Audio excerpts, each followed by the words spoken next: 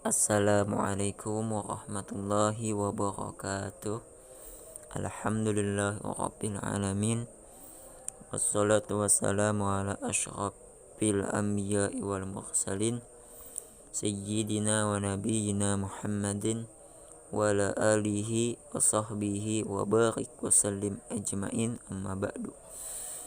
Segala puji bagi Allah, Tuhan semesta alam, yang mana dengan limpahan dan rahmatnya jualah alhamdulillah ulam bisa menyelesaikan rasuman materi psikologi dari kelompok 1 sampai 5. Salawat serta salam semoga selalu tercurahkan ke hadirat baginda Nabi besar Muhammad sallallahu alaihi wasallam serta para keluarga, para sahabat, para pengikut beliau ila yaumil qiyamah.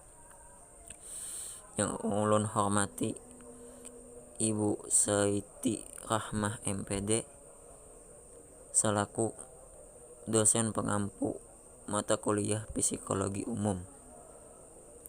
Ini rasuman materi psikologi yang mana ibu tugaskan untuk merasumnya untuk tugas middle test. Rasuman materi psikologi dari kelompok 1 sampai 5. 1. Sejarah pertumbuhan dan perkembangan aliran dalam psikologi. A. Sejarah perkembangan dan pertumbuhan psikologi.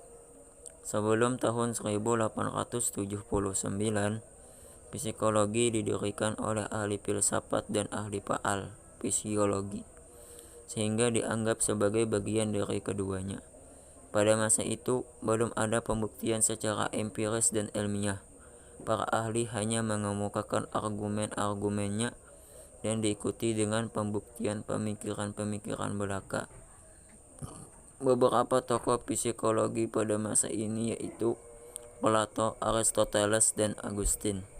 Lalu pada abad ke-19, Wilhelm Wundt telah melepaskan psikologi dari ilmu filsafat dan ilmu faal serta ilmu alam dengan mendirikan laboratorium psikologi pertama pada tahun 1879.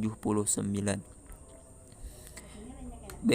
Fase perkembangan dan pertumbuhan psikologi.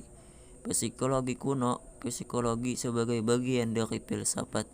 Pada fase ini umumnya ahli psikologi juga merupakan ahli filsafat.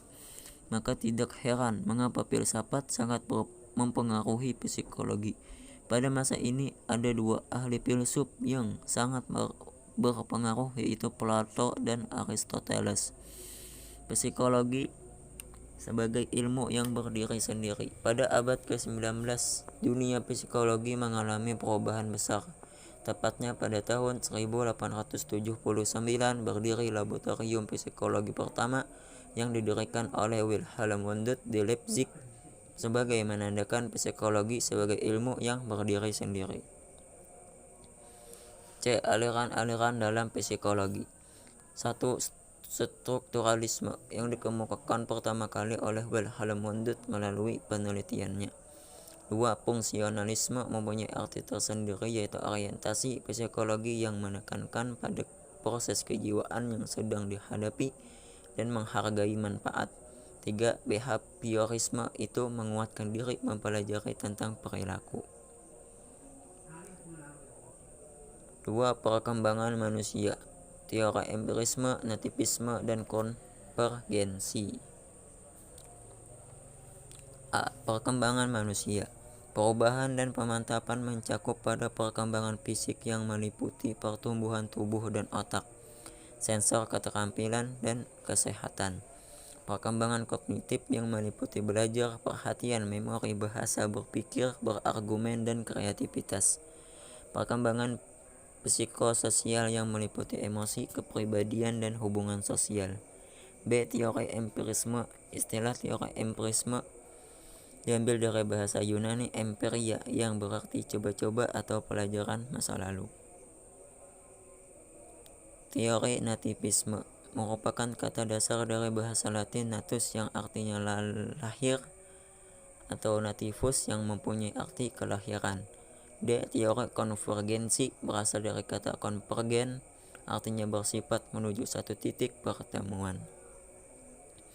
Kelompok ketiga, gejala jiwa campuran, perhatian, kelelahan, dan sugesti. Perhatian adalah reaksi umum yang menyebabkan bertambahnya aktivitas daya, konsentrasi, dan fokus terhadap suatu objek, baik di dalam maupun di luar dirinya. Perhatian merupakan konsentrasi suatu pemusatan kesadaran yang diarahkan pada sesuatu atau sekumpulan objek. Macam-macam perhatian diantaranya: 1. Perhatian spontan dan disengaja. 2. Perhatian sempit dan luas. 3. Perhatian statis dan dinamis. Faktor-faktor yang mempengaruhi perhatian: 1. Pembawaan. 2. Kejiwaan jiwa. 1. Pembawaan. 2. Keadaan jiwa. B. Kelelahan adalah suatu keadaan atau kondisi, baik jasmani atau psikis, bukan suatu dorongan tertentu. Namun demikian, kelelahan mempunyai pengaruh yang besar terhadap kehidupan manusia. Karena alasan itulah kelelahan dimasukkan ke dalam gejala jiwa campuran. Macam-macam kelelahan: 1. Kelelahan jasmani. 2. Kelelahan rohani.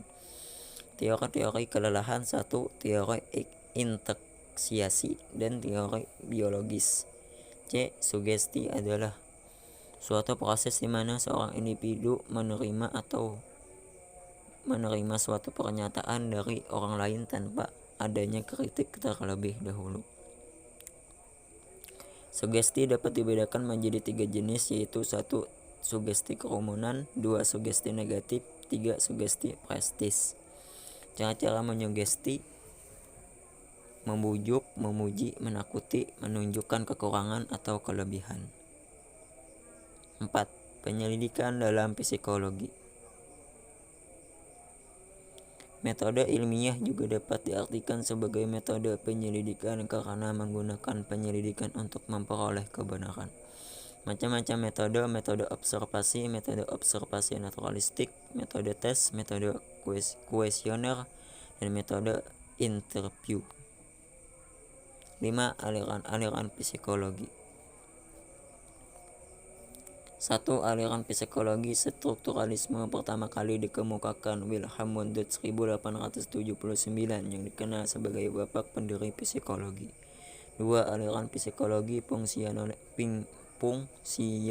fungsionalisme merupakan reaksi terhadap aliran strukturalisme tentang tanda-tanda keadaan mental. 3. Aliran psikologi adalah aliran yang banyak menekankan pada hukum-hukum asosiasi untuk menerangkan berbagai gejala kejiwaan. 4. Aliran psikologi dalam psikoanalisis merupakan pandangan yang mengaitkan kemajuan di bidang kedokteran. Sekian, terima kasih. Mohon maaf bila ada kesalahan, baik di resuman videonya maupun di perkataan ulun. Assalamualaikum warahmatullahi wabarakatuh.